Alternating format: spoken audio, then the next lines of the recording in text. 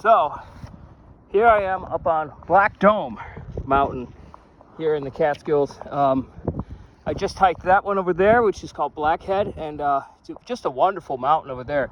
Pretty windy over there. It's a lot more calm over on this one here. But yeah, wonderful hiking to be had up here. Make sure right now you bring spikes out here if you're hiking in the Catskills, probably anywhere in the Northeast where it's above 2,500 feet or so. It is full-blown winter conditions here in mid-November. Anywhere in Vermont, Maine, New Hampshire, any of those, even probably the Berkshires, you're going to get snow, and you're going to need traction on your feet because it is icy and snowy. It's going to be like this until next year in June. But I really enjoy hiking in this weather. As long as you got the right equipment, you could do it pretty safely, and you're careful and everything. It is a beautiful day out here. I'm doing this one and Black Dome and one more Thomas Cole, which is on the other side of this one, to knock these off of the 3,500 footer list for the Catskills. This is my 13th right here, and over there the Blackhead, was my 12th. So yeah, kind of funky names for this range, but really majestic mountains, beautiful, almost 4,000 feet too. These are pretty big ones for the Catskills. And so out there is Windham High Peak, which is sort of right behind the tree, I think. It's either that one or it's over there. I'm not entirely sure. Don't quote me on that. Over that side, there's another view. You can see the Catskill High Peak and Round Top. You can see, the eastern half of the Devil's Path. Beautiful view of those from up on that mountain too. So this is a wonderful hike to do. I don't think it's that terrible to do. I mean, it's hard. There's definitely easier hikes out here in the Catskills, but I've done harder. My opinion, I think the Devil's Path was the hardest stuff that I did. I did the eastern half of the Devil's Path so far, and that was the most difficult.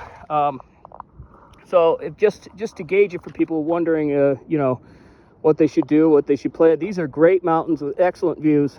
I am the only one out here today. I've seen not a single soul the entire day.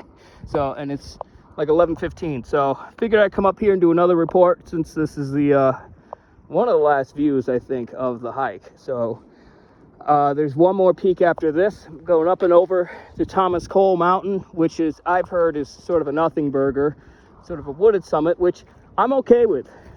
That's the thing is, hiking out here in the Catskills, you kind of get used to the views not being necessarily amazing on some of these peaks, because we're a bit farther south than a lot of the big mountains like the Adirondacks, which would be way out in that direction. This is facing north, or the White Mountains or any of those. You can kind of vaguely see the Adirondacks from here. I don't know if it shows up on the camera, but they're out there. You could see them way out there, just shadows of them. But anyway, those get legitimately above tree line, which means basically that it's alpine zone where the highest plants are really up into like your ankles, literally. And so you're very exposed. And so the views up in those zones are just spectacular. You get a lot of cliff faces out in the Adirondacks too, which allow for very wide open views. So the Catskills can be a little limited in that regard, but they're still beautiful. And having hiked many peaks that are sort of wooded summits, you learn to enjoy the just walking through these beautiful trees. I mean, look at this. Look, this is fantastic. That's kind of how the summit of Blackhead over there was. It's all, you can see the trees. It's a beautiful little walk across to the other trail that goes back around the other side of the mountain. And I recommend doing that. It's just wonderful. Just to be in the middle of those pines. And I think when it's not winter, you probably get some wonderful balsam smells. Not really today. I think the winter air and the snow kind of washes all that out. But nevertheless, you do get some really great views. Don't get me wrong. I think you could see the cliff, kind of the steep faces on that mountain there that are open. And the good thing about winter hiking too, there's no leaves on the trees, which you don't get any autumn foliage or anything like that, but you get very open vistas like this that you may not have if the trees were fully leafed up. So yeah, that's enough rambling for me. Thanks.